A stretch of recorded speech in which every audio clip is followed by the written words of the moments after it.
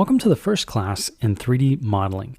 And the reason why I've structured it this way to have 3D modeling at the beginning of this complete beginners series is because simply we need something to work with later.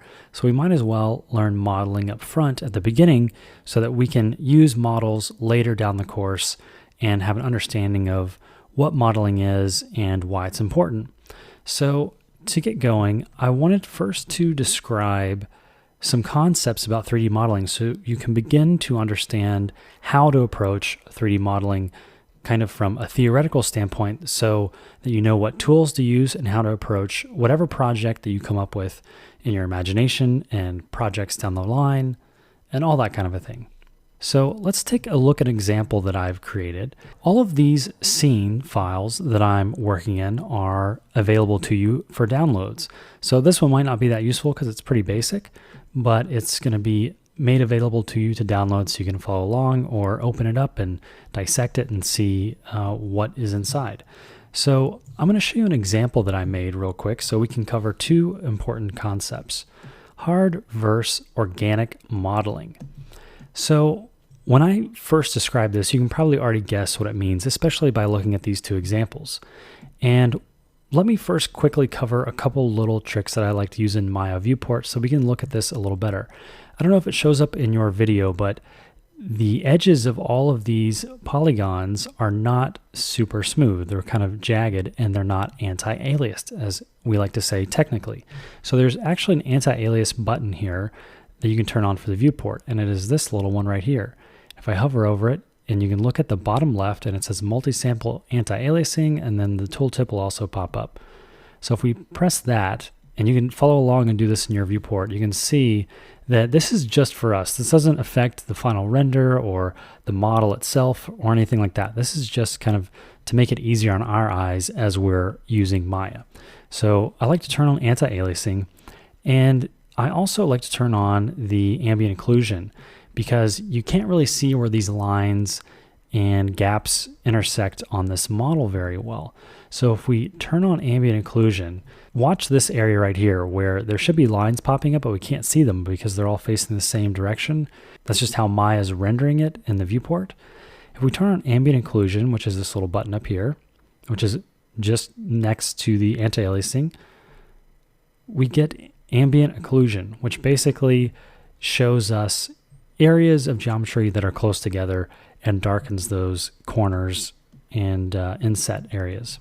So now we can see that model a little bit better now that we have those two kind of viewport options turned on. So back to the topic at hand, hard versus organic models and modeling.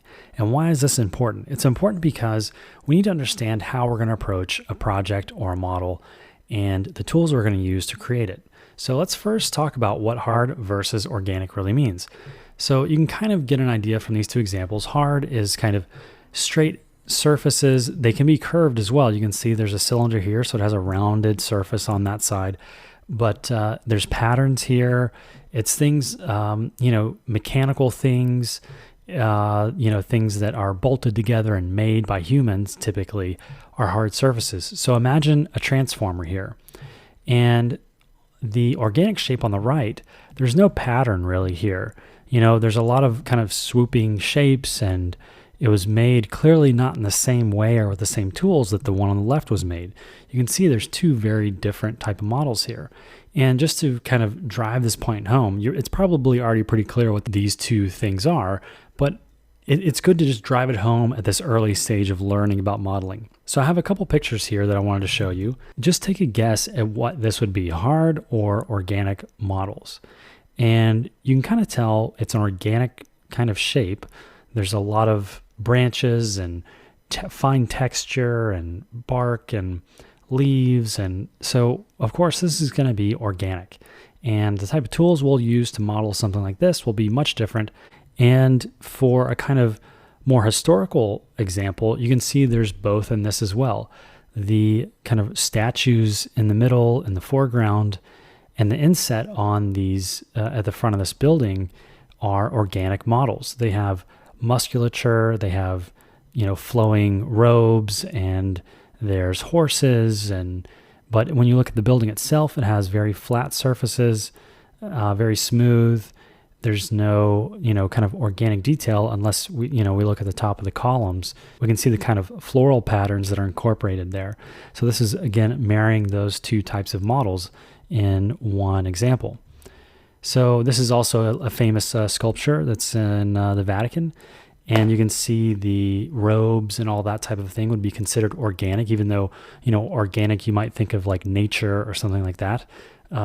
Clothes can be considered organic because they have these kind of flowing, irregular shapes in the folds of the model. And again, lastly, we have both together where this kind of structure on top of the mountain is a hard surface.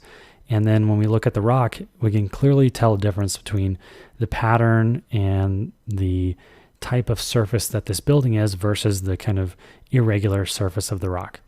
Okay, so I think we understand what hard versus organic means.